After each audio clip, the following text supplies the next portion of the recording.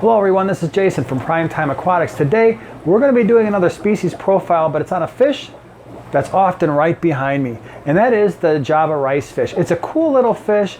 It's great for a community tank, so stay tuned and we're going to tell you more about it. Okay, so these fish come from Malaysia, Borneo, Singapore, Indonesia, Java. The water parameters there are mixed, so there's some areas where they're brackish, some areas where they're coming from mostly fresh water, other areas where they are coming from saltwater. These particular fish are in a freshwater tank. I really don't even add any salt. As you can see, I've got live plants, so that's really not a possibility. One of the advantages is they stay small, and so you've got an inch, inch and a half. When we're looking at the males and females, I believe I have 3 females and a male. The females have rounder bellies, and the male is the one that has kind of a little bit of the fringe around the anal tail and the kind of like the long extensions, where the females, at least for the ones I have, they don't have that. They are generally silver-ish in color. Right now these fish are in a tank with a light colored substrate. They were in a tank with a darker color substrate. Both had black backgrounds and they looked a lot more silver, which I think if you were going to get these fish, a dark substrate, dark background would probably be better. It also really shows off their blue eyes. They've got really pretty blue eyes. On this white sand, it just doesn't come out as much. You can see they're kind of pale in color. Still look cool. And this camera is not doing a very good job at all of picking up their color, but they're kind of silvery, but on a black substrate, they would be very silver with blue eyes, and they look really nice. They are very peaceful. So these fish are great because they're not going to be chasing other fish around.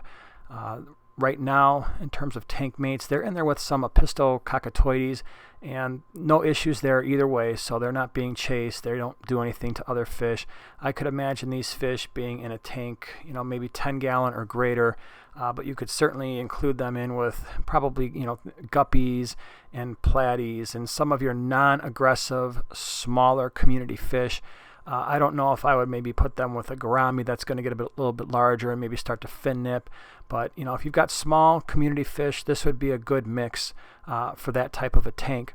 Temperatures, we've been keeping them anywhere from mid to upper 70s. They're enjoying it. pH, they would probably prefer somewhere in the 7 to 8, maybe even a little bit higher.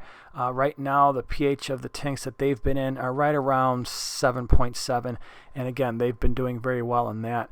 Our water is pretty hard here in Chicago, so 200 to 300 total dissolved solids. Again, that never gives you the complete picture, but once again, if they're coming from brackish water and even salt water, that water hardness is going to be up anyway. Water quality, average. We try to keep all of our tanks, the nitrates low, no nitrites, no ammonia. We've never had any visible issues with any type of water quality problems. They are very easy to feed as well. When we first got them, they were readily taking to flake foods, micro pellets.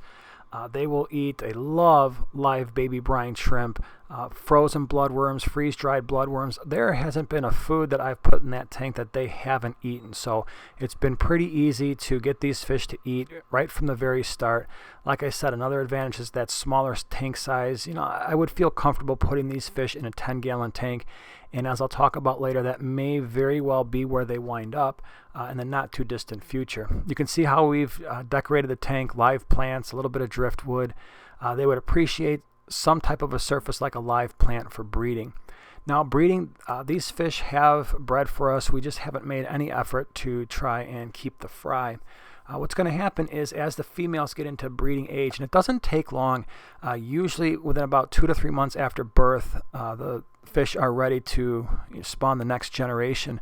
So the females, what they're going to do is they're going to have eggs that, in this picture right here, you might be able to see it, there's little tiny clear eggs right on the anal fin, and they will stick there. And then the male will fertilize them, and then they take those eggs, and either one at a time or in small clumps, you may find them attached to the plants on the surface of the plant or on the underside of the plant, or various decorations. And then from there, it's going to take anywhere from a couple, 2-3 weeks, usually closer to 3 weeks, in fresh water for those eggs to hatch. The fry are very tiny.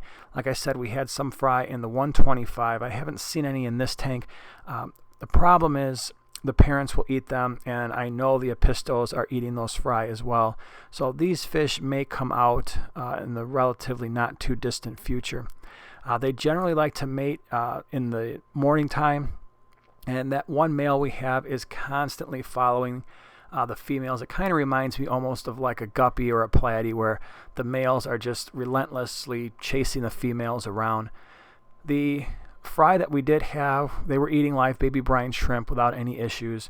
Again, the big issue is you have to separate, unless you've got a lot of cover, you have to separate the fry from the parents.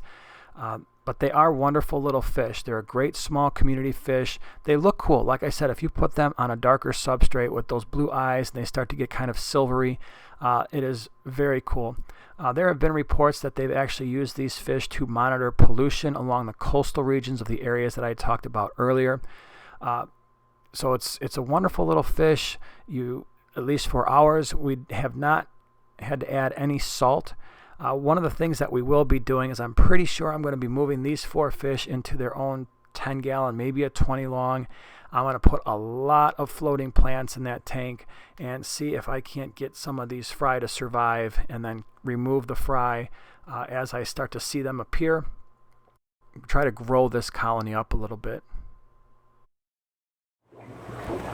All right, everyone, so I hope you enjoyed that. It's a great little fish. We love the blue eyes and how they stand out. If you've got them on a darker background, they tend to look a lot nicer than on white sand, but they are wonderful fish. It's interesting how the females hold the eggs and the way that they reproduce.